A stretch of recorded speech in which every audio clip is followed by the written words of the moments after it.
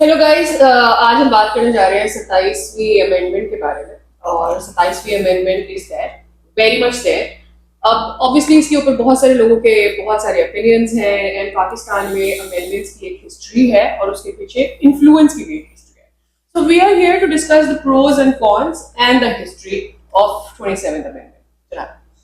अच्छा, जो समझ में आ रही है बात, ये जो पढ़ा है या जो सुना है, उससे 4-5 बुनियादी पॉइंट्स हैं जो मोटे मोटे हैं, जो समझ में आ रहे हैं। वैसे इसके ऊपर तबसरा करने का हक तो शायद आईनी माहिरीन का या वकीलों का होगा।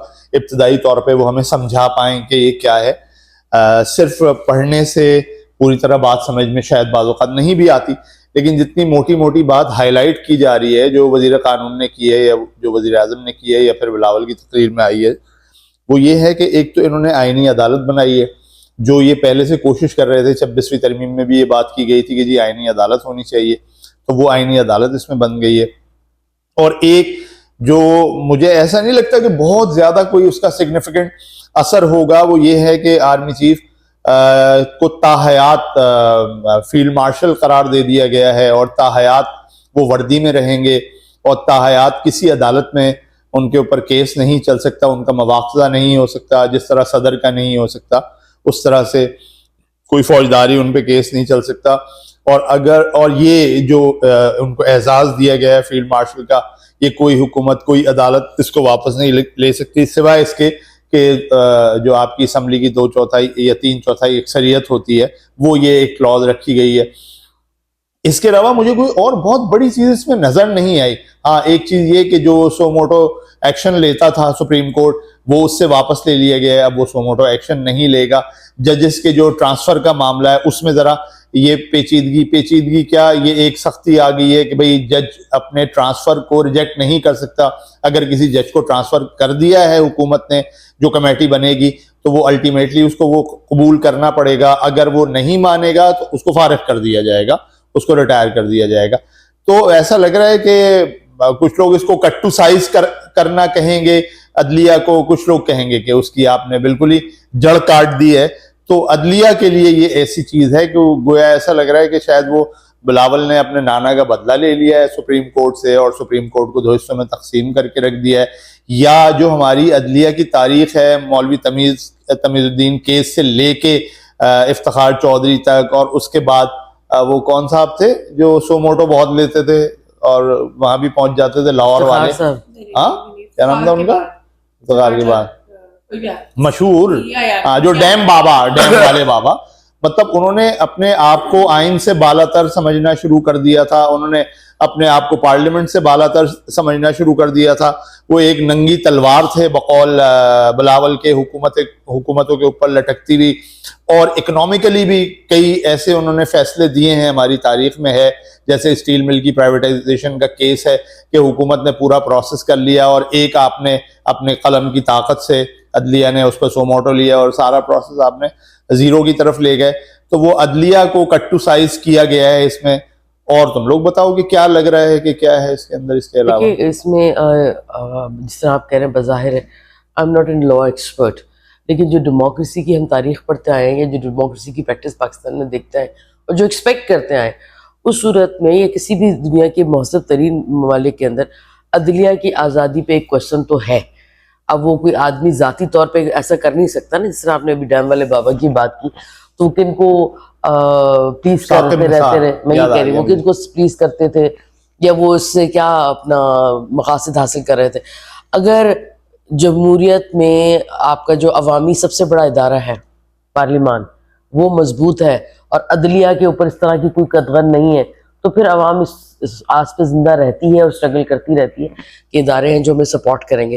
लेकिन इस सूरत में जो किस किस्म की कदगन क्या है इसके अंदर? क्या यही कदगने नहीं है कि आपका ये इख्तियार होगा, ये नहीं होगा? सोमोटो तो पार्लियामान कर सकता है, मतलब पार्लियामेंट जो है सुप्रीम बात नहीं कर रही ना, मैं सिर्फ सोमोटो की बात। और अब मुझे एक बात बताएं कि अदलिया में जो आपका चीफ होता है, हेड आपका supreme chief justice of supreme court, अगर उसको अब जो लेटर लिखा है कुछ रिटायर्ड जजेस ने, कुछ हाजिर जजेस ने एक लेटर लिखा है, अगर आपकी अथर मिनल्ला ने भी लिखा है, तो बिल्कुल, तो उसके अगर आप पॉइंट्स पढ़े तो उसमें उन्होंने एक बात की कि आप जो भी हेड होगा वो सिर्फ हेड नहीं है, वो उस पूरे जो अदलिया का निज़ाम है या उसमें जजेस जो कुछ भी आते हैं वो उनका केयर टेकर भी है, उसके भी ख्याल करेगा कि चीज़ें कैसे हो रही हैं।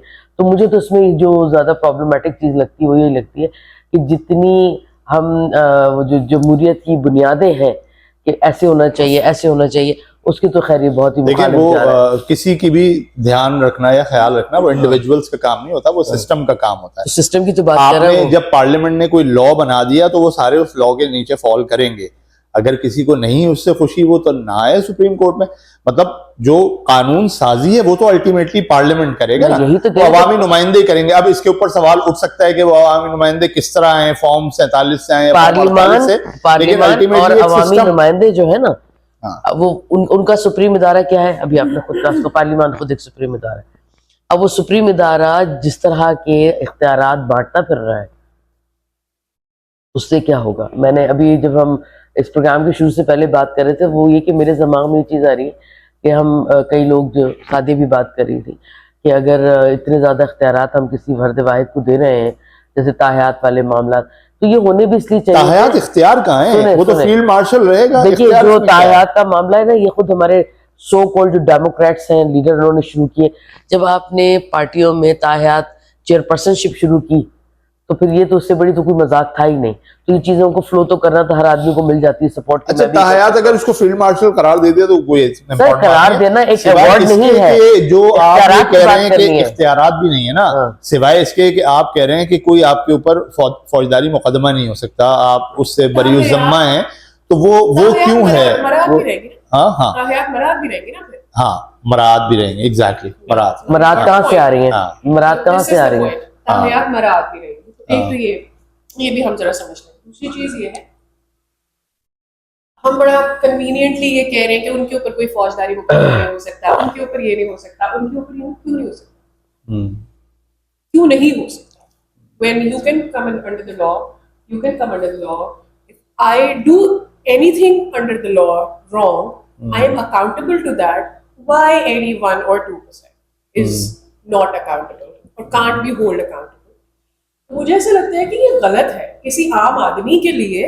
किसी आम आदमी की समझ के लिए ये इसलिए गलत है कि भाई मैं क्यों एक आम इंसान हूँ और तुम क्यों एक खास इंसान हो ना। हाँ। तो हम सब सर्व कर रहे हैं, हम जहां भी नौकरी कर रहे हैं हम सर्व कर रहे हैं। हाँ, यस, इसमें कोई दो राय नहीं है कि किसी जो जितनी भी आर्म फोर्सेस हैं, they go out and loud for our security, हमारे मुल्क की सिक्योरिटी, हमारे बॉर्डर्स की सिक्योरिटी, वो सब चीजें हैं। But does that make them elite? Does that make them angels? Does that make them any different from us? No, it doesn't. Right? तो मुझे लगता है कि चूंकि हम बराबर के सिटीजन्स हैं, सही है, तो फिर हमारे पास बराबर के लॉज होने चाहिए ना। So I personally believe कि किसी एक तो मुझे इसका ये एलिमेंट नजर आता है, दूसरा मुझे ये एलिमेंट नजर आता है, मुझे किसी भी चीज से इम्यूनिटी क्यों चाहिए? मुझे क्यों अपने घर का बाप बनना है? वो इसलिए बनना है क्योंकि मुझे पता है एक तो मेरे पास अथॉरिटी है, दूसरी मुझे इजाजत है that I can do whatever I want to do.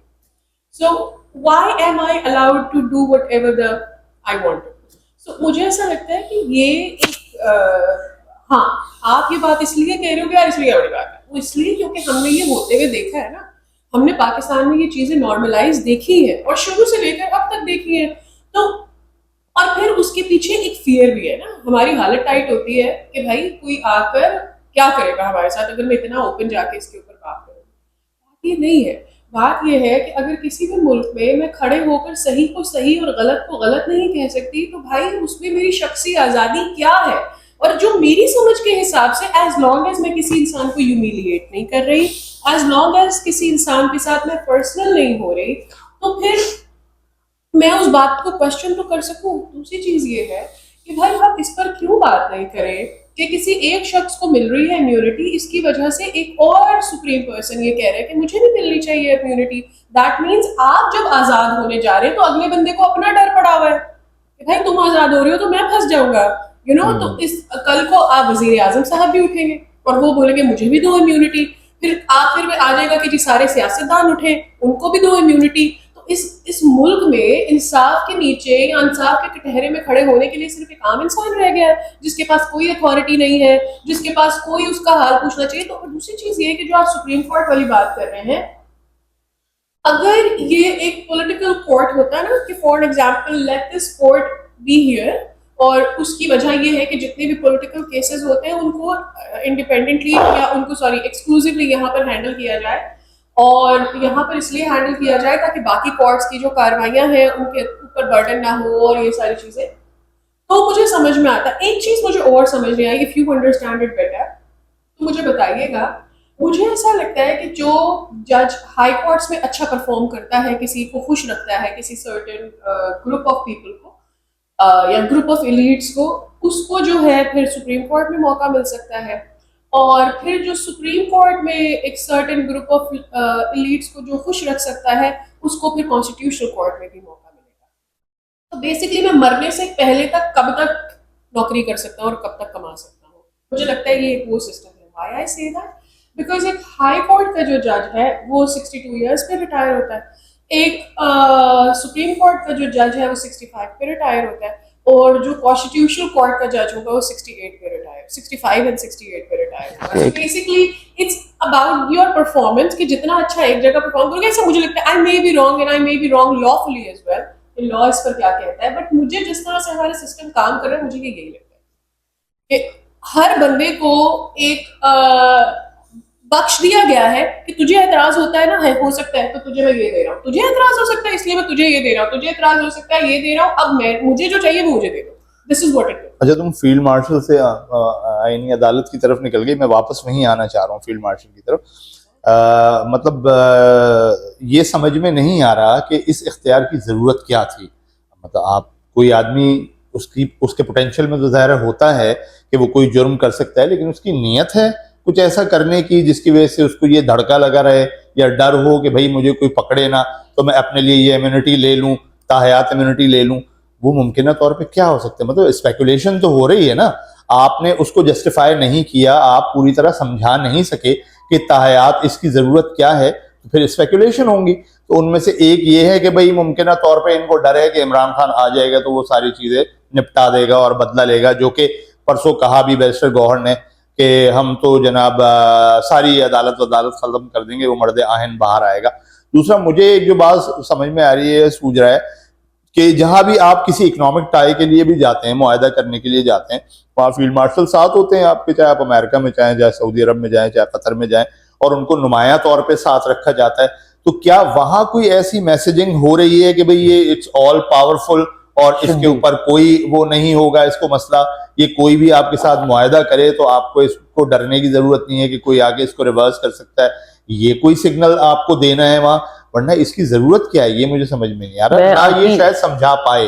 नहीं, मैं आपकी इस बात से ज्यादा सहमत हूँ। उसकी वजह क्या है कि आप लोगों ने भी एक पॉइंट उठाया कि क्या डर है, कि ऐसा कौन सा डर है। दूसरा, देखिए जो इंटरनेशनल सिनेरियो बना हुआ है ना, इस सूरत हाल में एक को और ऐसी शख्सियत को पावर देना जिसके ऊपर एक तरफ तो दुनिया एतराज करी कि आपके पास न्यूक्लियर वेपन है, ये है वो है, तो उस सूरत में क्या वो चीज़ हो रही है। मैं आपके इस पॉइंट से बिल्कुल अग्री करती हूँ कि मुझे भी ये खदशात हैं कि क्या वो ऐसे कोई डिसीजन लेने जा रहे हैं जिसके लिए एब्सोल्यूट पावर की जरूरत पड़ रही थी, ताकि कोई सवाल ना कर सके, वही जो आपने वर्ड इस्तेमाल किया बहुत अच्छा, कि कोई उसको रिवर्स ना कर सके। तो यहाँ मेरा भी ध्यान बहुत तरफ जा रहा है। आईनी अदालत की जो बात है, मुझे अब यकीन जाने, मैं चाहूंगी कि कोई इसमें मजीद एक्सपर्ट है वो इस पर जरूर कमेंट करे कि क्या मौजूदा सिस्टम उस जरूरियात को पूरा नहीं कर पा रहा था कि हमें अलग से आईनी अदालत की जरूरत पड़ी। और एक मिनट, और दूसरा ये कि आईनी अदालत के अंदर क्या सिर्फ आइन से मुतालिक केसेस जाएंगे, तो वो कौन से केसेस जाएंगे, क्योंकि आपकी 26 जो तरामीम अब तक हो चुकी है उसमें 3-4 ऐसी जो नाफिज नहीं हुई, यानी फाइनल उनका कंक्लूजन नहीं हुआ, जो उसकी स्टैंपिंग है, सिग्नेचर्स है, वो सारे उनको जरा अगर आप पढ़ लें एक दफा तो भी आपको लगेगा क्या उन सबको इधर कहीं डिस्कस करने की तरफ जा रहे हैं तो माशरे की शक्ल क्या हो जाएगी। ये खदशात अपनी जगह मौजूद है। आम आदमी का क्या रोल होता है किसी तरमीम के अंदर, क्योंकि कोई छोटी बात नहीं है कि आपके कॉन्स्टिट्यूशन में कोई चीज ऐड ऑन होने जा रही है, लेकिन जो टाइम लिमिट हमारे सामने आई है, यानी जो वक्त हमारे सामने आया, क्या इतनी जल्दी तरमीम की जरूरत पड़ती है? क्या हम ऐसी जंगी हालत में कि हमें वो तरमीम करके और फिर उसको अपने सारे दिफा की तरफ, ये एक अलग बहस है, ये पार्लियामेंट के इख्तियार होता है, ये पार्लियामेंट के इख्तियार होता है, जो आइन में तरमीम कर सकते हैं। आइन में तरमीम कर सकते हैं, आते हैं कि भाई इसकी जरूरत क्या है। आईनी अदालत की बहुत इंपॉर्टेंट बात है कि भाई आईनी अदालत की जरूरत क्या है। 26वीं तरमीम में आपने एक आईनी बेंच बना दी थी और जो आईनी केसेस होते हैं वो तारीखी तौर पे सुप्रीम कोर्ट देखता आया है। हालांकि सुप्रीम कोर्ट का रिकॉर्ड इसमें इतना अच्छा नहीं है, जो मैंने शुरू में बात की वो जस्टिस मुनीर वाला कि भाई वो मौलवी तमीजुद्दीन गए अदालत में कि भाईजान मेरी तो ये असम्बली तोड़ दी इन्होंने, तो वो उनके खिलाफ ही फैसला हो गया। फिर उसके बाद हम हमेशा हर दौर में ये देखते हैं कि जब भी मार्शल लॉ लगते हैं अदालत से उनको एक लीगल वो मिल जाता है, मतलब बैक मिल जाती है, उसको क्या कहते हैं, नजरिया जरूरत।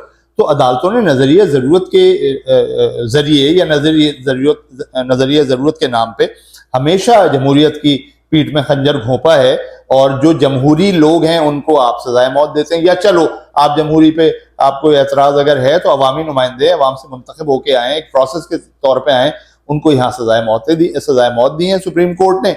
और जिन्होंने आइन को तोड़ा है, जिन्होंने जमहूरियत को खत्म किया, उनको नजरिया जरूरत के तहत एक आइनी या कानूनी एक वो कवर दिया। तो क्या ये जरूरी था कि सुप्रीम कोर्ट के जो इतने जबरदस्त इख्तियारात हैं जिसमें आप किसी को भी उठा के फेंक सकते हैं, उसको तकसीम कर दिया जाए?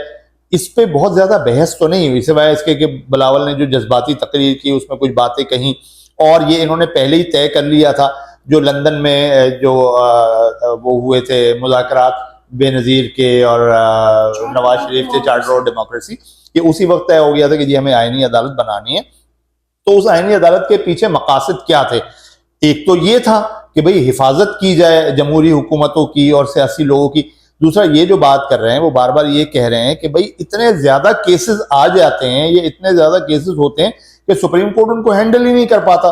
वो आईनी बहसों में और आईनी मामलात में रहता है कि जो आम लोगों के मुकदमात हैं, आम लोगों को जो इंसाफ देना है वो नहीं दे पाते। तो अब ये जब दो हिस्से हो जाएंगे अदालत के, तो जो आईनी केसेस होंगे वो आईनी अदालत सुनेगी और बाकी केसेस सुप्रीम कोर्ट सुनेगा, तो बोझ उस पर कम होगा। अच्छा, आई हैव एन आर्गुमेंट, और वो ये है कि जितने भी आपके छोटे केसेस होते हैं या जितने भी आपके केसेस होते हैं उसमें से कितने सुप्रीम कोर्ट है? हाँ, एपेलेट कोर्ट है, वो किसी की सजा मौत हो गई तो वो चला गया 8% जो अभी मौजूदा है। मतलब ये है कि सुप्रीम कोर्ट को 8% केसेस नहीं हैंडल कर पा रही थी, इसलिए आपको कॉन्स्टिट्यूशनल कोर्ट बनाना पड़ा। तो मेरी जो आई थिंक मैं अगर ऐसी मेरे पास ये मुश्किल होती तो I would have had more जजेस, मोर सिस्टम नीचे, मोर एडमिनिस्ट्रेशन नीचे के कोर्ट्स में, जो इन केसेस को फास्ट पेस के ऊपर कर सकते, हल कर सकते।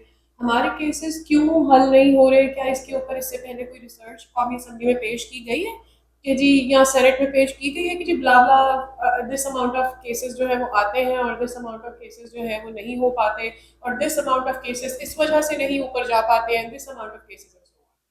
हमारे ज़्यादातर केसेस जो नहीं सॉल्व हो पाते उसकी वजह करप्शन है, और उसकी वजह करप्शन कोर्ट से ज़्यादा नीचे के लेवल पर है, यानी इन्वेस्टिगेशन के मामले पर है, एविडेंस इकट्ठे करने के मामले पर है, सेटलमेंट्स हो जाने के मामला पर है कि out of court he settlements हो जाती है, तो वो जो सेटल नहीं करता वो फिर रुल जाता है, वो किसी इन्फ्लुएंस का शिकार हो जाता है किसी और के। तो ये सारी वजूहत होती है। तो उसमें तो आपको एक सिटीजन के राइट्स को प्रोटेक्ट करने के लिए मुझे ऐसा लगता है at the end of the day यहाँ तो जो लोअर कोर्ट्स हैं उन्हीं को अपना किरदार अदा करना पड़ेगा, चाहे वो आप उसकी लोगों की एफिशिएंसी बढ़ाएं, उन लोगों की तादाद बढ़ाएं, और फिर जो क्लर्क्स हैं एंड सो ऑन, इस तरह के जो लोग हैं आपको उनकी एफिशिएंसी या उनकी तादाद बढ़ानी पड़ेगी। फर्स्ट थिंग ये।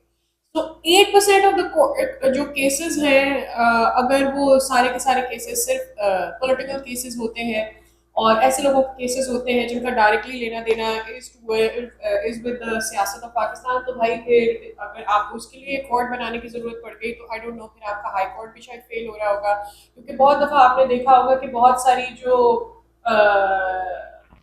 क्या कहते हैं अपील्स है या प्लीज है, उनको मिसाल के तौर पर उसकी जुरिस्डिक्शन खैबर पख्तूनख्वा के है, उसे पंजाब में दायर कर दिया जाता है just to wait some time, और उस पर वेस्ट किया जाता है टाइम, उस पर वेस्ट करने दिया जाता है टाइम। आप समझ रहे हैं? मतलब उस पर 2 महीने 3 महीने वेस्ट होने दिए जाते हैं, और फिर जब उसके ऊपर फैसला आ जाता है, इमरान खान के केस में भी हुआ था, जब उसके ऊपर फैसला आ जाता है तो फिर वो जो ड्यू कोर्ट है वहां पे चैलेंज हो रहा होता है। तो भाई आप पहले क्यों नहीं ये कह सकते थे कि भाई ये इस कोर्ट का है नहीं, जाके जाओ तो खैबर पख्तूनख्वा में प्ली करो इसकी। तो वो हम क्यों कर रहे होते हैं? क्योंकि वो सब इन्फ्लुएंस के चक्कर में वो सब मैनेज हो सकता है, उसके लिए आप एक कोर्ट बनाने की आपको जरूरत नहीं थी। और अगर आपको कोर्ट बनानी भी थी, अगर आपके सिस्टम में वो लूप होल है जहां पर वो चीज एड्रेस होनी चाहिए थी, मे बी लेट्स से किसी हाई कोर्ट में या सुप्रीम कोर्ट में वो एड्रेस होनी चाहिए थी, वहां वो एड्रेस नहीं हुई तो वो कॉन्स्टिट्यूशनल कोर्ट में भी एड्रेस नहीं होगी। एक तो ये मेरा पॉइंट है। चीज जो आप बात कर रहे थे किसी भी फर्द वाहिद को क्यों जरूरत है किसी भी किस्म की इम्यूनिटी की, तो हमने इससे पहले देखा जब जनरल मुशर्रफ गए तो आर्टिकल 6 और गद्दारी एंड सो ऑन कितने केसेस आए ना। एक तो वो भी एक फियर रहेगा कि जी मेरे ऊपर कोई केस ना आ जाए। दूसरा फिर जब बाजवा साहब गए तो बाजवा साहब के जाने के बाद भी एवरीबडी, खासतौर पर Noon League has out and loud with open mouth बहुत तनकीद की है बाजवा के ऊपर। तो मुझे लगता है कि एक ये एलिमेंट ऑफ मोर फियर वो रहना चाहिए लोगों के। People don't talk about it कि जी चला गया, सुकून से चला गया, कुछ भी नहीं ही वो इज द आई थिंक वो जो अपने इमेज को प्रिजर्व करने की, अपने इमेज को प्रोटेक्ट करने की भी एक कोशिश है ये इस तरह से कि कोई मेरी जो लेगेसी है, मैंने ये जंग रुकवा दी, मैंने ये कर दिया, मैंने अमेरिका से ताल्लुकात एंड ऑल दैट, ये सारी चीजें जो हो रही है, मुझे लगता है अपने इमेज को प्रोटेक्ट करने की भी बात है कि जी क्योंकि बाजवा के होते हुए तो किसी ने उसकी बुराई नहीं की ना। As long as Bajwa went out सब उसकी बुराइयां करने लग गए। तो मुझे लगता है वो ताहयात अपने ऊपर एक image of a good man और क्लीन पर्सन रखने के लिए भी ये क्लॉज मतलब इसमें कोई अमेंडमेंट ऐसी भी है, कोई नुक्ता ऐसे भी है कि ताहयात कोई आपके ऊपर एतराज भी नहीं करेगा, ताहयात आपकी कोई बुराई भी नहीं करेगा, ताहयात आप पे कोई तनकीद भी नहीं करेगा, कोई धमकी नहीं देता। हाँ। मुझे जाके डायरेक्टली कोई धमकी नहीं देता, लेकिन हमें पता है कहाँ हमारे पर जलेंगे। हाँ। ऐसे ही सबको पता है कि कहाँ उसके पर जलेंगे, उसके कहाँ तक बात करनी है, नहीं करनी। तो मुझे ऐसा लगता है वो उतना ही काफी होता है। यू नो आपको हर वक्त नहीं थ्रेट किया जाता या आपको हर वक्त नहीं पॉइंट आउट किया जाता कि भाई ये तुम्हारी लिमिट है। तो आई थिंक ये एक वजह हो सकती है जो हम बात कर रहे थे कि क्या जरूरत पड़ी। दूसरी चीज यार, we are not talking about extension. हाँ ठीक है, पहले हो गई थी एक्सटेंशन आर्मी चीफ की, 26वीं तरमीम में ही हो गई। हाँ हो गई थी, बट देन हम लोग ये पॉडकास्ट नहीं कर रहे थे। बट हर किसी को एक्सटेंशन क्यों चाहिए? वाई? मैं कैसे बोलूं नीचे के लोगों को कि भाई फॉलो करो आइन, जब मुझे खुद कम पड़ रहा है, मुझे खुद वो टेन्योर काम करने के लिए कम पड़ रहा है। अगर 3 साल और नीचे वालों की हक तलफी भी है। हाँ, नीचे वालों की हक तलफी भी है। अच्छा, इसमें मुझे 2 एलिमेंट नजर आते हैं। एक एलिमेंट तो मुझे ये आता है कि अगर मैं बहुत फेयर सोचूं ना, मतलब मैं सोचूं इसमें कोई करप्शन नहीं है, कुछ भी गलत नहीं है, कोई अपनी अथॉरिटी ज्यादा देर एंजॉय नहीं करना चाहता, जो कि मुझे नहीं लगता ऐसा है, पर चले मैं मानती हूँ। तो मेरे जहन में ये दूसरा सवाल आता है कि वो ये कि यार अगर मुझे ऐसा लगता है कि मैं अगर चला जाऊंगा, जैसे होती है ना किसी घर की अम्मियां होती है, वो अपने बच्चों को इंडिपेंडेंट नहीं होने दे रही होती क्योंकि उनको लगता है यार ये अभी अपना नहीं वजन उठा सकते, मैंने जो चीजें की हैं वो अभी पूरी नहीं हुई हैं, मैं ये पूरा कर लूं, जाते जाते तक बोल के जाती ये कर लेगा, वो कर लेगा, ये भी कर लेगा। आई थिंक अगर मैं इस लिहाज से भी सोचूं तो यार आपको आपने ये आपकी क्रेडिबिलिटी के ऊपर और आपके किए हुए उन कामों को या उन चीजों को जिन्होंने आपने शुरू किया है, जिस सिस्टम को आपने क्रिएट किया है, उसके ऊपर एक क्वेश्चन रेज करता है। और क्वेश्चन ये रेज करता है कि आपने अपने 3 साल की या अपने ड्यू टेन्योर के अंदर आपने क्यों सिस्टम को ठीक नहीं किया? Why did you focus on yourself or any one particular thing and you did not focus कि जी आपको कोई certain चीज ठीक करनी थी, वो आप नहीं कर पाए और अब आपको so called 2 साल की एक्सटेंशन चाहिए ताकि आप उन चीजों को मजीद बेहतर कर सकें। तो ये तो आपके काम के ऊपर और आपकी क्रेडिबिलिटी के ऊपर उसकी ये जवाब शायद ये हो सकता है, हालांकि शायद ये जवाब बने भी नहीं कि पाकिस्तान जैसे मुल्क में जो हर वक्त बहरान का शिकार रहता है, जिसके दाएं बाएं आपकी दुश्मन कुव्वतें हैं, आपको अपनी सिक्योरिटी को भी देखना है, आपको अपनी इकोनॉमी को भी देखना है, तो वहां अगर एक सिस्टम या एक कोई शख्स चलता रहेगा ज्यादा कुछ दिन तक, तो वो शायद वो चीजें स्मूथ हो जाएं और अल्टीमेटली जाके आगे जाके, क्योंकि एक ट्रांजिशनल पीरियड में हैं हम पिछले 70 साल से, हम वो कहते हैं ना कि हम बहरान के नुक्कड़ पे खड़े हुए, तो हमारा वो बहरान ही नहीं खत्म होके दे रहा और हमें सिक्योरिटी स्टेट ही कहा जाता है। जो हमारी मुक्तदर कुव्वतें हैं वो कहती हैं हम सिक्योरिटी स्टेट है। सिक्योरिटी स्टेट क्यों है, कब तक रहेंगे, कब जान छुटेगी इससे, कब हम एक नॉर्मल स्टेट बनेंगे? वो उस वक्त बन पाएंगे जब आपकी अप्रोच ठीक होगी, जब आपकी मेंटालिटी ठीक होगी, जब आप ये सोचना शुरू कर देंगे कि यार हम नॉर्मल अंदाज से अपने ताल्लुकात रखेंगे अपने पड़ोसियों से भी, और जो हमारे अंदर ऐसी कुव्वतें हैं जिसको मरकज गुरेज कुव्वतें कहते हैं, उनके साथ भी हम डायलॉग की तरफ जाएंगे, उनके जो दुरुस्त एतराज़ात हैं या शिकायतें हम उनको दूर करने की कोशिश करेंगे, तो आप सिक्योरिटी स्टेट से निकल जाएंगे आहिस्ता आहिस्ता। लेकिन जब तक आप यही सोचेंगे कि नहीं वो भी दुश्मन है, वो भी हमारे खिलाफ है, वो भी हमें तबाह करना चाह रहा है, वो भी हमें बर्बाद करना चाह रहा है, आप सिक्योरिटी स्टेट रहेंगे और ये सारे मसले रहेंगे। सिर्फ मैं एक बात इस पर और करना चाह रहा हूँ, वो बिलावल का वो ट्वीट है जो 26वीं 27वीं तरमीम आने से कोई एक हफ्ते पहले आ गया, और उस ट्वीट में कुछ भी नहीं था, ना आईनी अदालतों का जिक्र था, ना फील्ड मार्शल का मामला था, सिर्फ उसमें एनएफसी अवार्ड और 18वीं तरमीम को खत्म करने के हवाले से कुछ बातें थी। मतलब उस पर कोई एतराज या तनकीद भी नहीं था। कहा था कि हमें जो मुसव्वदा या हम तक जो इत्तलात पहुंची है उसमें ये हो रहा है। उसने उस वक्त ये भी नहीं कहा था कि हम 18वीं तरमीम को खत्म नहीं करने देंगे वगैरह वगैरह। उसने सिर्फ इत्तला दे दी थी, जिसके ऊपर सोशल मीडिया पे एक रिएक्शन आना शुरू हो गया था। और फिर अल्टीमेटली कल जाके यानी पार्लियामेंट के इजलास में जो बिलावल ने तकरीर की है, उसने एक जुमला बोला है कि 18वीं तरमीम को किसी का बाप भी खत्म नहीं कर सकता, जो एक बहुत सख्त मैसेज है। भले कोई कहे कि बस ये जबानी कलामी है या अपने इमेज को बिल्ड करने के लिए, पॉलिटिकल है या पॉलिटिकल कंजम्पशन के लिए है, लेकिन बहरहाल वो इंपॉर्टेंट है कि उसने वो ट्वीट क्यों किया, जिसपे कुछ शिकायत भी हुई लोगों को, नून लीग वालों के। आजम तारा ने खुद कहा कि ये बिलावल ने क्यों कर दिया वगैरह वगैरह, लेकिन उससे बिलावल के अपने ऊपर प्रेशर कम हुआ और सोशल मीडिया और सोशल सर्कल से कुछ आया कि भाई ये कैसे हो सकता है कि जो सूबों को इख्तियारात मिले आप वापस ले लें, क्योंकि बहुत सारी ताकतें ये वापस कराना चाह रही हैं 18वीं तरमीम को और एनएफसी अवार्ड के मामले को। और इनके रैंक से, नून लीग के रैंक से, वजीरों के मुंह से ये बार बार निकल रहा है कि यार ये 18वीं तरमीम की वजह से वफाक को कुछ मिल नहीं रहा, सूबों में बढ़ जाता है और हमें कोई फायदा नहीं हो रहा। बिलावल के उस ट्वीट के बाद ये हुआ कि लोगों ने बात करनी शुरू कर दी, खासतौर पर सोशल मीडिया ने। एक चीज मेरे और जहन में आई कि हम एतराज तो करते हैं सियासतदानों को और अपने जमहूरी प्लेयर्स पे को एतराज तो करते हैं, लेकिन उनके पास ना अब ताकत कम से कम होती चली गई है। हम अपनी सहाफत को चौथा सतून कहते हैं रियासत का, अब सहाफत कहाँ है? मतलब हम कितने कॉम्प्रोमाइज हैं, हम कितने दब के काम कर रहे हैं, बल्कि हम बयानिए बना रहे हैं उन लोगों के जो एंटी डेमोक्रेसी हैं, हम बाकायदा उनका बयानिया बना रहे हैं। तो जमहूरियत के पास या हमारे सियासतदानों के पास सहाफत की वो सपोर्ट ही नहीं है। हम समझते हैं कि यार अदलिया हमें इंसाफ दिलाएगी, सियासतदानों को कब किसी अदलिया ने इंसाफ दिलाया है? हम समझते हैं जो एग्जेक्टिव्स हैं वो सपोर्ट करेंगे सिस्टम को, लेकिन एग्जेक्टिव भी जब भी कोई ऐसी ताकत आ जाती है, गैर जमहूरी ताकत आ जाती है, वो एग्जेक्टिव उसके साथ चलना शुरू हो जाते हैं। तो सियासतदानों के पास बहुत कम स्पेस है, बहुत कम ताकत है, और शायद जमहूरियत इसी तरह इवॉल्व होती है कि आप एक एक स्टेप करके आगे बढ़े, एक स्टेप आगे बढ़े, एक स्टेप पीछे आ जाएं। 18वीं तरमीम कितने जमानों में हुई है? खैबर पख्तूनख्वा को नाम 60 साल बाद मिला है, सरहद सरहद सरहद। आपने सदर ने अपना ये इख्तियार वापस किया है कि भाई मैं वजीर आजम को नहीं निकालूंगा। 18वीं तरमीम कोई आसान काम नहीं था, मतलब बहुत बड़ी चीज थी। उसके बाद 19वीं तरमीम आ गई, जब चीफ जस्टिस साहब ने, इफ्तिखार चौधरी साहब ने आपके यहाँ गन रख के कहा कि नहीं 19वीं तरमीम कराओ वरना 18वीं तरमीम भी चली जाएगी, तो आप एक कदम पीछे आए, फिर आप एक कदम अब आगे आए। तो शायद जमहूरी प्रोसेस यही होता है। मतलब हम लोगों से बदगुमान तो बहुत जल्दी हो जाते हैं, लेकिन हमें अपने सिनेरियो को भी देखना चाहिए। अपने सियासतदानों के लिए जो मुश्किलात हैं, जो उन्होंने मतलब जान की कुर्बानी से ज्यादा कोई कुर्बानी नहीं होती ना, वो दी है। तो ये एक सिनेरियो बन रहा है जिसमें 18वीं तरमीम को फिलहाल रोक दिया गया है।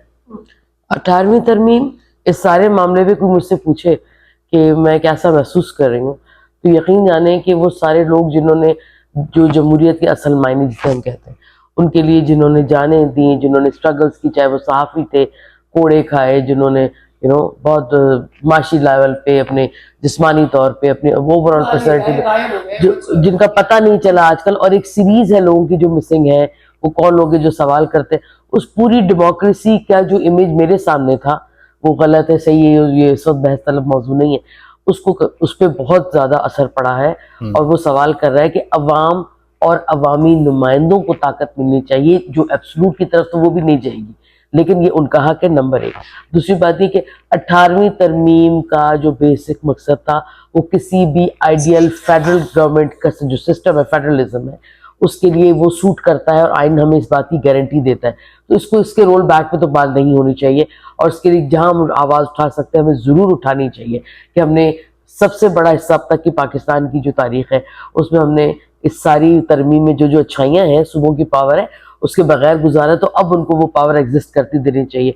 और मुझे बार बार ये दिमाग मेरा कह रहा है कि एक तो वो जो इंटरनेशनल सिनेरियो की मैंने बात की, कैसा क्या डिसीजन वो लेने जा रहे हैं कि बाहर से भी कोई चू चुरा नहीं आई और आपकी इतनी बड़ी तरमीम होने जा रही है, इसके जितने भी क्लॉज है, उसकी सूरत में अगर 18वीं तरमीम के भी मामला इस तरह कमजोर पड़ गए तो मुझे लगता है कि फी जमाना, और आपकी बात सही है कि जमहूरियत ने एक कदम आके तो 10 कदम पीछे, लेकिन देखिए हम उसके मजीद मुतहम्मिल नहीं है।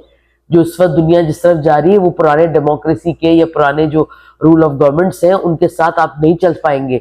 तो आपको सारे सिनेरियो को देखते हुए सवाल को बार बार हर जगह पे करना चाहिए कि 18वीं तरमीम के मामले पे, एनएफसी के मामले पे आप वैसे देखें कि सुबह को मिला क्या। फॉर एग्जाम्पल मैं एक छोटी सी मिसाल दूं, अकॉर्डिंग टू द लॉ, जो मुझे पता है, मैं गलत भी हो सकती हूँ, कोई है तो सही कर देगा, वो ये कि आप अगर अपनी पुलिस के अलावा किसी और फोर्सेस से कोई भी अमन आमा के लिए मदद मांगते हैं तो जो सूबा पर वो मदद मांगता है वो उसको सारा पे करता है। अब कराची के हालात और पूरे सिंध के हालात में अगर आप देखें कि हमने कब कब कोई फोर्स को कहा, अपनी मुल्क की फोर्स से कहा कि हमें सपोर्ट चाहिए, वो कब से यहाँ है, तो ये जो सारे बोझ हम भुगतते चले आ रहे हैं उसमें हमारा जो पैसा लोगों की डेवलपमेंट पे लगना था, जो मेरे और आपके बच्चों की तालीम पे लगना था, उस पर फर्क तो पड़ा और बहुत ज्यादा भयानक फर्क पड़ा। देखिए क्या हाशर हो गया। तो अगर ये जो चीजें जो थोड़ी बहुत सूरत में सूबों को मिल रही हैं, ये भी अगर इस क्लॉ एंड सब क्लॉ के अंदर आहिस्ता आहिस्ता आपने अगर अपने पास घसीटनी अगेन फेडरल को दे दी तो हम कहाँ खड़े होंगे, ये बहुत बड़ा सवाल है उन हालात में जब इस वक्त आपका करोड़ों बच्चा स्कूलों से बाहर है। एक मैं छोटी एग्जांपल दे रही हूँ, और जब ये 18वीं तरमीम पे बात हो रही थी तो दो चीजों पे सब्जेक्ट पे डायरेक्ट वर्ड्स आए, एजुकेशन एंड हेल्थ। ये एजुकेशन और हेल्थ मेरी आपकी रोजाना की जरूरत है, जो मेरी और आपकी बुनियादी जरूरत है। अगर वो उसके ऊपर बात कर रहे हैं तो ये भी अगर फेडरल ने अपने पास ले लिया तो मुझे बताया ना कि इसके ऊपर फिर क्या होगा। निचली सतह पे जाना चाहिए, जाना चाहिए पैसा। और फिर मैं तो इसके भी हक में हूं कि वो जो बात कर रही है, एमकेएम कर रही है और लोग कर रहे हैं कि भाई जैसे एनएफसी है ना, वैसे एक पीएफसी भी होना चाहिए, प्रोविजनल भी होना चाहिए, ताकि आप जिलों को भी उनका जो हक है दें, वो अपने शहरों को, अपने इलाकों को, अपनी सड़कें बनवाएं। वो सूबाई सतह पे नहीं अगर हो सकती तो वो जिले सतह पे, मकामी सतह पे तो हो ना। बहुत वैलिड बात बजाय इसके कि आप वो करें, मैं कह रही हूँ बात बहुत वैलिड है, लेकिन सवाल ये आ रहा है कि जहां आपके पास मौजूदा चीजों को वापस लेने की बात हो रही है या उसको और कम करने की बात हो रही है तो हो भी तो चाहिए ना मुझे और आपको।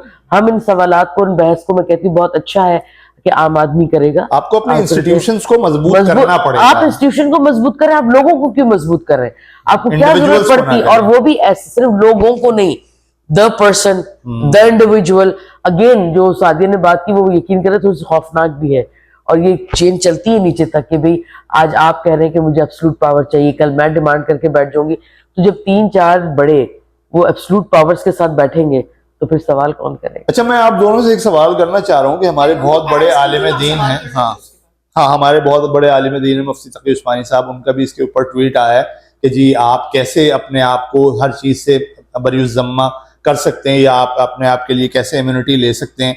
सदर साहब आप कैसे इम्यूनिटी ले सकते हैं। खुलफा राशिदीन ने भी नहीं ली, वो भी जवाब दे थे अदालतों में। तो उन्होंने सदर साहब का तो जिक्र कर दिया, वो एक और साहब का जिक्र नहीं किया। तो मुफ्ती साहब ने क्यों ऐसा किया? मुफ्ती साहब की एक्सपर्टीज है। बंदे की रीच की बात भी होती है। मतलब फॉर एग्जांपल मुझे पता है मेरी रीच कितनी है और मैं कहाँ तक सुनी जा सकती हूँ और मैं कितनी बात कर सकती हूँ। जो बंदा बहुत सारे लोगों तक इजीली कन्वीनियंटली पहुंच सकता है उसको थ्रेट भी उतना ज़्यादा होता है। जितना ज़्यादा सुना जाता है उसको थ्रेट उतना ज़्यादा होता है। तो और जो हमने अभी थोड़ा सा माचो मैन शो किया है कुछ पॉलिटिकल रिलीजियस पॉलिटिकल पार्टीज के लिए, तो एक एंगल नजर आ रहा है कि भैया कोई भी बोलेगा वो तो जाएगा, so, कोई भी। जो तुम कह रही हो मुफ्ती साहब डर गए?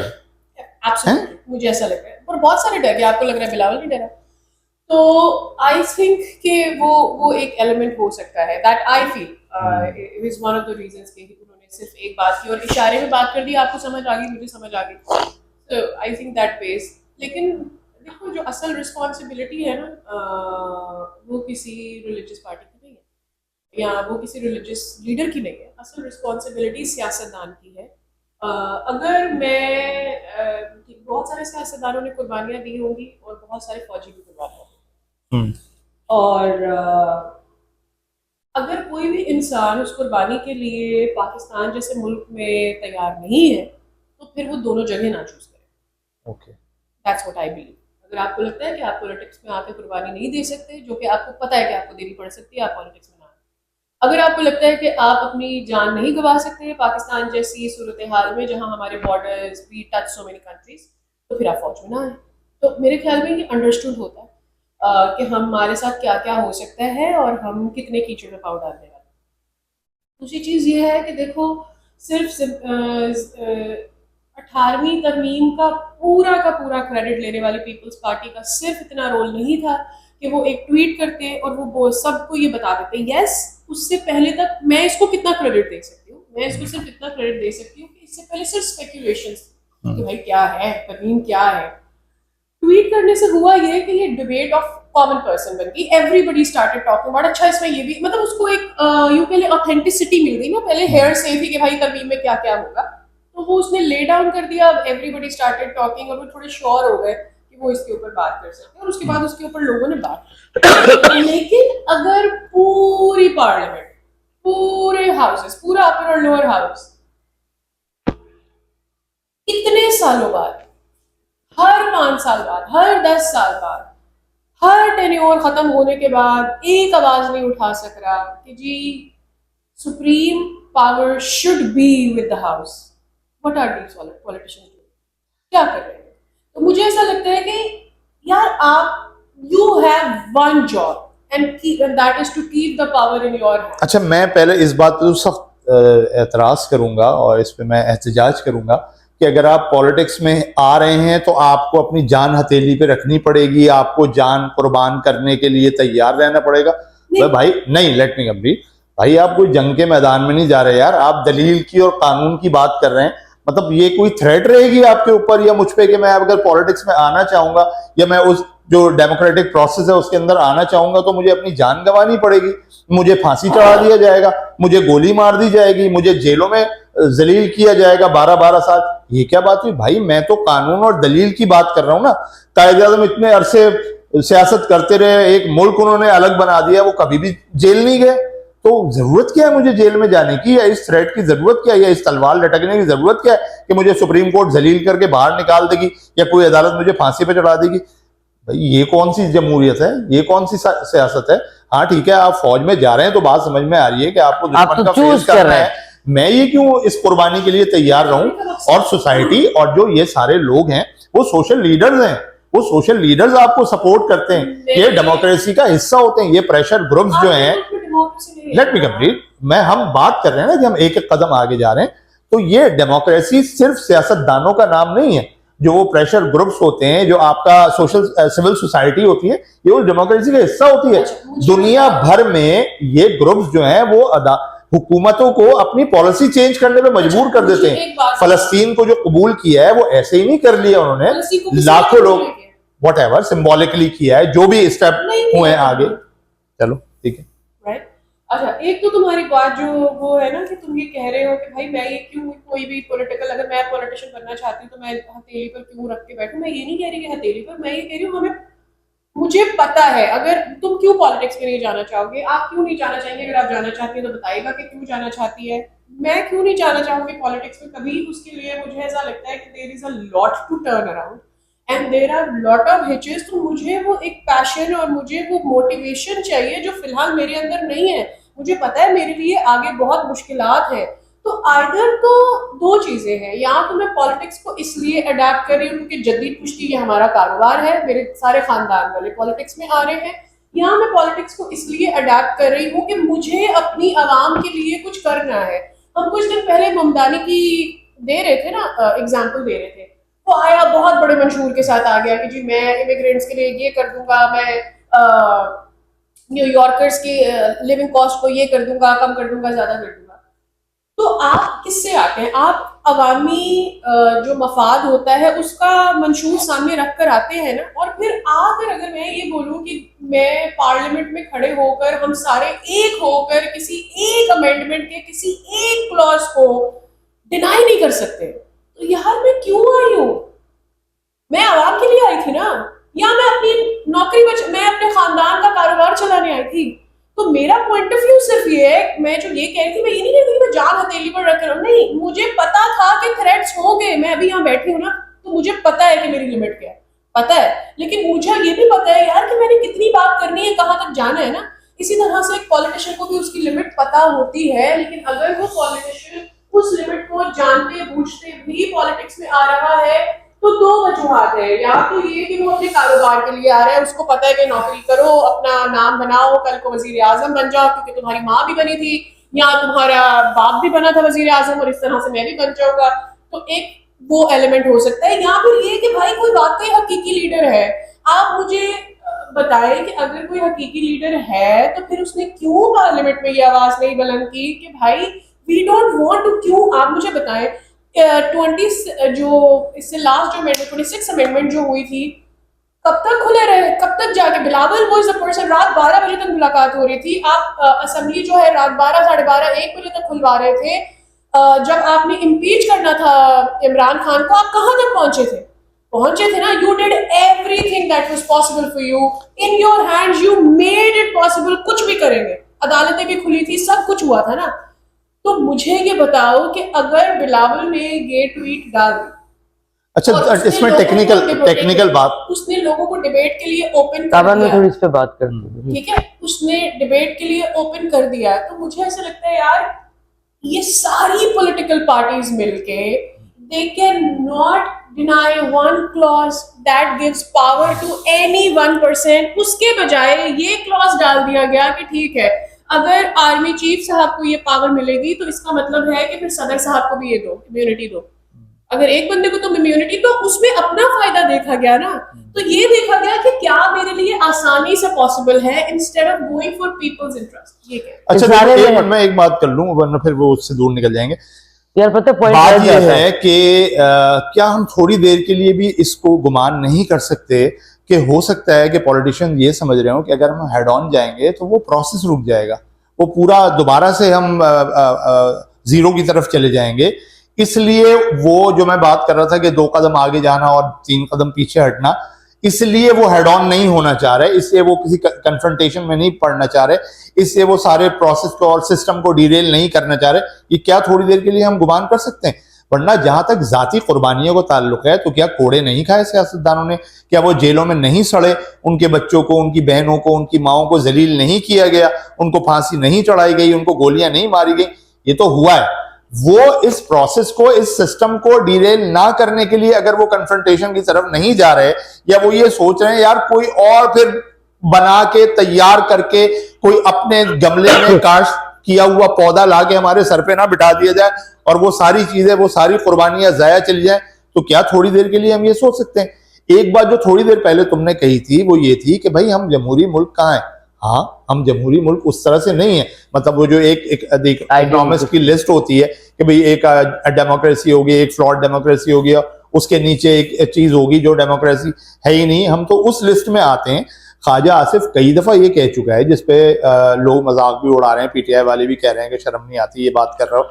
वो कहता है कि हम हाइब्रिड रिजीम है, वो बार बार कह रहा है कि हम हाइब्रिड रिजीम है। वो अपना पेट नंगा करके दिखा रहा है कि हम डेमोक्रेसी नहीं है, वो समझाने की कोशिश कर रहा है। मुझे कभी कभार ऐसा भी लगता है कि भाई हम हाइब्रिड रिजीम है, हम कॉम्प्रोमाइज लोग हैं। हाइब्रिड रिजीम से फिर शायद आप एक स्टेप ऊपर आके फ्लॉट डेमोक्रेसी में और डेमोक्रेसी में जा सकते हैं। ये मेरा पॉइंट है। जो बात अभी यहाँ पे हुई है कि क्यों सियासतदान ऐसा नहीं कर सकते, बिल्कुल वैलिड क्वेश्चन है, लेकिन देखिए हुआ क्या, जिसने आवाज उठाई, चाहे वो पार्टी की सूरत में उठाई, चाहे इंडिविजुअल की सूरत में उठाई, चाहे सहाफियों ने उठाई, चाहे किसी राइटर ने उठाई, आप पूरी लिस्ट निकाले सिविल सोसाइटी के लोग, चीज़ा, अगर कोई वकील था, आप जिस शोबे में से देख लें कि जब लोगों ने आवाज उठाने की कोशिश की उनके साथ क्या हुआ, और उसके बाद आपके पास क्या गुंजाइश रह जाती है इस सिस्टम से कि अंदर जुड़े रहने की। 2 तरीके हैं, आप किसी भी निज़ाम को जो बदलना चाहते हैं ना, बड़ा कॉमन ये जुमला है कि या तो आप उसके सामने एक उससे बड़ा निज़ाम लाके खड़ा करें और वो निज़ाम अपनी आप मौत मर जाए, या आप उसमें रहते हुए उसमें तब्दीली की कोशिश करें।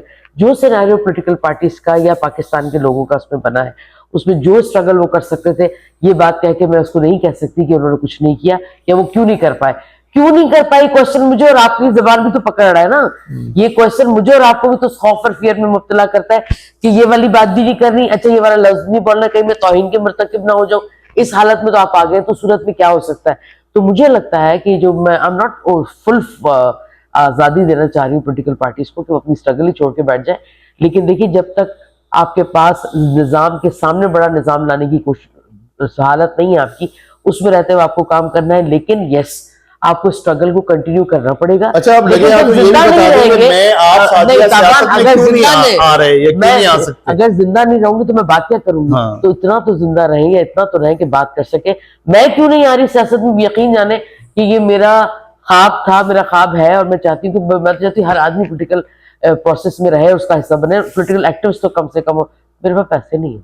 हाँ, पैसे भी नहीं है, ताकत भी नहीं है, नहीं, गुंडागर्दी भी नहीं है। नहीं, पैसे नहीं है। मैं आपको बता रही हूँ ना, पॉलिटिकल इकोनॉमी एक पूरा ये बड़ी टॉपिक है। बदकिस्मती है और हमारी। बीइंग अ वुमेन होके मैं बता रही हूँ, इसमें भी बहुत बड़ा फर्क है कि अगर एक मर्द पैसे ना होने की वजह से पॉलिटिक्स का हिस्सा नहीं बनता, तो एक औरत होके अगर वो पॉलिटिक्स से क्या मुराद है, इस पूरे इस प्रोसेस का हिस्सा प्रोसेस के हिस्से की बात करें, वरना पॉलिटिकल तो हम हैं।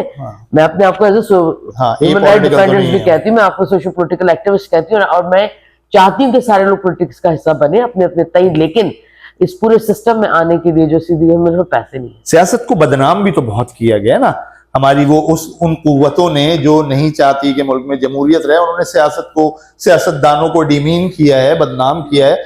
हमारे अपने सहाफ़ी दोस्तों की मदद से जो अब आके कहते हैं कि भाई सॉरी, गलती हो गई, उन्होंने तो हमें फाइलें दिखा दी थी, इसलिए हम समझते तुम करप्ट हो। क्या ख्याल अच्छा, है? मुझे ऐसा मुंह लगता बना है रही कि हैं आप। नहीं, ऐसा नहीं है इसमें सियासतदानों की। उसकी वजह ये है कि जब किसी एक पॉलिटिकल पार्टी को घर भेजना होता है, दूसरी पॉलिटिकल पार्टी बहुत सारी, हाँ हाँ, ठीक है। बिल्कुल, तो अगर ऐसा है।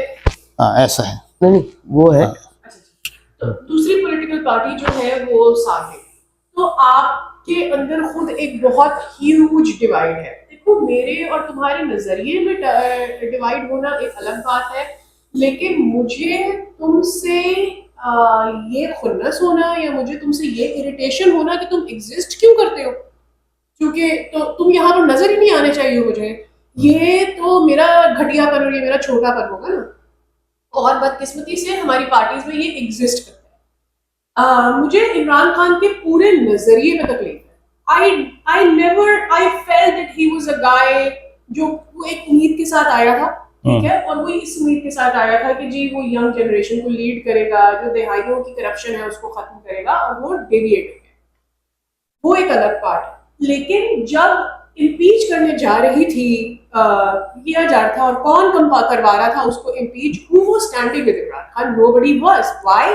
बिकॉज उनको अपना पॉलिटिकल थ्रेट एड्रेस करना था जो इमरान खान की पॉपुलैरिटी से उनको था। ऑल्दो पॉपुलैरिटी को एक साइड पे रख के इमरान खान ने कुछ अचीव नहीं किया अपनी पावर में आके, बिकॉज ही प्रूव्ड कि यार वो केपेबल नहीं है, ठीक है। लेकिन वो केपेबल है नहीं है, जब हम ये कहते हैं कि भाई जैसी भी है, कम से कम लंगड़ी लूली आपकी डेमोक्रेसी चलनी चाहिए, तो यही लोग बोलने वाले क्यों सपोर्ट नहीं करते। और मैं सिर्फ इमरान खान की बात नहीं कर रही, क्या ये बेनजीर के साथ नहीं हुआ था? क्या ये और पॉलिटिकल लीडर्स के साथ नहीं हुआ था? Why this was not a point of discussion and why it was not supported? जब इन्हीं पीटीआई के लोगों को और उससे पहले पीपल्स पार्टी के लोगों को या नून लीग के लोगों को उठाया जा रहा होता था, और उस वक्त कौमी असेंबली में या सेनेट के ऊपर, सेनेट में इसमें ऊपर डिस्कशन हो रहा होता था, क्यों किसी दूसरी पार्टी के लीडर ने ये नहीं बोला कि इसका बंदा उठवाया गया है, हम तब तक एहतजाज करेंगे जब तक बंदा यहाँ नहीं आए? नहीं हुआ। वो क्या होता था, वो इफ एंड क्लॉज के साथ आगे बढ़ती थी चीज। पॉइंट ऑफ व्यू ये कि आपने खुद अपने आप को कम ताकतवर बनाया, आपने खुद अपने आप अपने मफाद के लिए किसी दूसरी पार्टी को छोटा किया, किसी दूसरे अपने हाउस की आपने पावर को कम किया, एंड दैट इज व्हाई अब आप यहाँ खड़े हुए हैं कि आपकी इंपॉर्टेंस ही नहीं है। आप किसी इंटरनेशनल मीडिया में जाते हैं, आपसे वो पहला सवाल यही करते हैं कि भाई आपके मुल्क की डेमोक्रेसी, आपने उसको खुद अलाउ नहीं किया हुआ। सो आई थिंक कि देखो, ट्रम्प एक डेमोक्रेटिक सोच वाला इंसान नहीं है ना, ट्रम्प एक डिक्टेटर सोच वाला इंसान है। उसने कोशिश भी की फॉक्स मीडिया को अपने हाथ में करने के लिए, दीगर मीडिया के ऊपर एलिगेशंस लगाकर, वॉइस ऑफ अमेरिका को खत्म करके, 10 चीजों को और करके उसने क्या कोशिश की? उसने मीडिया की पावर अपने हाथ में लेने की कोशिश की ना। लेकिन उसका जो अभी एप्स्टीन के साथ चल रहे हैं रवाबित के, वो सेक्स ट्रैफिकर था और ट्रम्प उसके साथ ताल्लुकात में था, कल से सारे चैनल उसको उछाल रहे, everybody is discussing all those emails. So जब मीडिया से ये पावर ली जा रही थी और मीडिया को कंस्ट्रेंट किया जा रहा था, उस वक्त कितनी पावर थी, कितनी पावर इस हाउस ने दिलाई है उस मीडिया को, इंस्टेड उन्होंने रोल प्ले किया है मीडिया से वो पावर लेने में। दूसरी चीज आई वांट टू से, आज मैं पीपल्स पार्टी के अगेंस्ट अपने चैनल में बात नहीं कर सकती, आज मैं नून लीग के अगेंस्ट अपने चैनल में बात नहीं कर सकती, जब डिफरेंस ऑफ ओपिनियन की स्पेस मुझे नहीं दी। मैं जो बात कर रही थी कि आज आप किसी एक को इम्यूनिटी दे, अगला भी इम्यूनिटी मांगेगा, आपने पहले एक इदारे को इजाजत दी कि आप उसके खिलाफ नहीं बोले, अब हर कोई कॉल करता है आपके चैनल में कि भाई मेरे खिलाफ क्यों बोल रहे हो, मेरे खिलाफ क्यों बोल रहे हो। Who gave that power back to politicians? Your channels gave that power to back to those parties. Why? Because you were taking money from them, you were taking ads from them, you were taking revenue. Now what the problem is, यही सारी चीजें उन political names ने भी किए कि आपने वहां से वो फायदे हासिल किए जब आपके पास स्पेस थी। Now you have to give back. अच्छा, मैं बस दो बातें, तुमने बहुत लंबी बात कर ली, मैं सिर्फ दो बातें करूंगा और मेरा ख्याल है हमें इसको खत्म करना चाहिए। एक बात तो ये कि इमरान खान की पॉपुलैरिटी को हमें देखना पड़ेगा कि ये ऑर्गेनिक है या ये मसनूई थी, क्योंकि हम मीडिया में बैठे हुए ना, तो हमें अच्छी तरह से पता है कि किस कदर हमने कॉम्प्रोमाइज किए हैं, हम बिल्कुल लेट गए हैं और हमने क्या कुछ किया है। वो आदमी जिसको एक सीट मियावाली की मिल रही थी उसको आपने पूरा मुल्क दे दिया, तो वो तो एक अलग बहस है। दूसरा ये कि हम यहाँ तक कैसे पहुंचे हैं, किस दौर में पहुंचे हैं, ये भी डिबेट का मौजू है। मतलब मीडिया वो था कि तलत हुसैन नवाज शरीफ का इंटरव्यू कर रहा है, बीच में एहसन इकबाल उसको टोकता है, तो वही दौरान इंटरव्यू करता है कि एहसन इकबाल साहब आप मुझे नहीं पढ़ा सकते कि क्या मुझे सवालात करने। ये थी मीडिया की ताकत। डॉन लीग्स हुआ था ना, वो किसी दौर में ही हुआ था ना, और उसके पीछे लोगों ने खड़े होने की कोशिश की थी ना। वो ठीक है, आप उस ताकत का मुकाबला नहीं कर सके, लेकिन मीडिया इतना कॉम्प्रोमाइज नहीं था, इतना उसके ऊपर प्रेशर नहीं था, इतने हमले नहीं हुए थे। इमरान खान दौर में तो मीडिया की ऐसी की तैसी फिर गई है ना। इमरान खान दौर में जो दो ताकत के मरकज इकट्ठे हो गए थे, उन्होंने ऐसी की तैसी कर दी, और हम भी अपनी उस निचली सतह पे आ गए हैं जहां हमारी डेमोक्रेसी या हमारे पॉलिटिशियंस आ गए। तो ये अचानक नहीं हुआ है, ये एक खास वो 3 साल का या 5 साल का जो दौर था उसमें ये पोजीशन बनी है हमारी। चलो बातें जितनी भी मैं ये कहनी, देखिए अगर ये सारा इल्जाम हम आज दे दें, क्योंकि हम 2+2 वाले फार्मूले को डेमोक्रेसी पे अप्लाई नहीं कर सकते। लोगों ने स्ट्रगल की, जहां आवाज उठानी थी उन्होंने आवाज उठाई, लेकिन जब आप बार बार उनको ये मैसेज दे रहे हैं कि आपके आवाज उठाने का नतीजा ये निकलेगा, मैं बरी जमा करार नहीं दे रही, लेकिन मुझे लगता है कि ये वाहिद रास्ता बचा था कि आप उसके अंदर आ जाए। अवाम के साथ आपने क्या किया, आपने उसको कहीं कुछ बोलने नहीं दिया। और हाँ, सवाल मीडिया का, तो मीडिया में जहाँ एक तारीख है पूरी सहाफियों की कि जिनकी स्ट्रगल को आप लिखते चले जाएं, देयर लॉट ऑफ पीपल जिन्होंने स्ट्रगल की, लेकिन जब सेट कल्चर आया है आपके मीडिया के अंदर, तो उन्होंने ट्रे में पेश किया है आपको कि जी आप बताइए कि आपको कैसे लेके पेश किया जाए ताकि मुझे सारा कारोबार मिलता रहे। और ये हुआ। सेट कल्चर की मैं बात करी तो सहाफत को सेट कल्चर के साथ जोड़ना बहुत ज्यादा की बात होगी। सहाफी और चीज है, सेट कल्चर के अंदर जॉब करने वाला कॉर्पोरेट सेक्टर का बंदा वो बिल्कुल डिफरेंट चीज है। बिल्कुल इसी तरह पॉलिटिशियंस के ऊपर ये जाती होगी। अगर कोई सियासतदान, कोई शख्स, कोई ताबान, सादिया सामसन या सादिया बलोच में से किसी ने गला सुखा लिया, उसने अपनी गुर्बत के साथ अपनी जिंदगी तबाह कर ली सिर्फ इसलिए कि वो चीजों के ऊपर कॉम्प्रोमाइज नहीं कर पाया था, तो अगर उसका रिजल्ट नहीं निकला तो मैं उसकी सारी स्ट्रगल को जीरो करार नहीं दे सकती। लोग काम करते हैं। तारीख ने हमें बताया है कि जिन्होंने फ्रांस को इनकलाब से दो चार किया, जिन लोगों ने उनको सारी यूरोप के और ममालिक की मैं बात कर रही हूँ, लेकिन लोगों ने उनसे आखिरी फैसला यही किया था कि इससे भी बड़ी आपने कुर्बानी दी होती इस मुल्क की आज़ादी के लिए, इसकी बेहतरी के लिए, लेकिन हक ही अवाम का ही है। सही बात।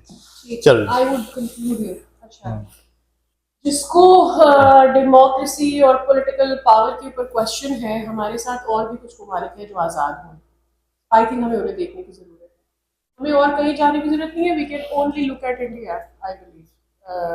अगर हमें लगता है कि हमने शुरू से कोई गलतियां नहीं की, Pakistan was always under the influence of one power from the day one we got independent, लेकिन हमने उस पावर को बढ़ने दिया instead of making a comeback from there, और आज वो इतनी बड़ी हो गई है कि अब हमें उसके सामने आवाज़ बुलंद करना भी मुश्किल लग रहा है, और अभी भी हम रास्ता ढूंढ रहे हैं। मुझे ऐसा लगता है if in 75 years हम इस पावर को रिब्यूक नहीं कर पाए या उसे चैलेंज नहीं कर पाए, इन नेक्स्ट 20 years में हम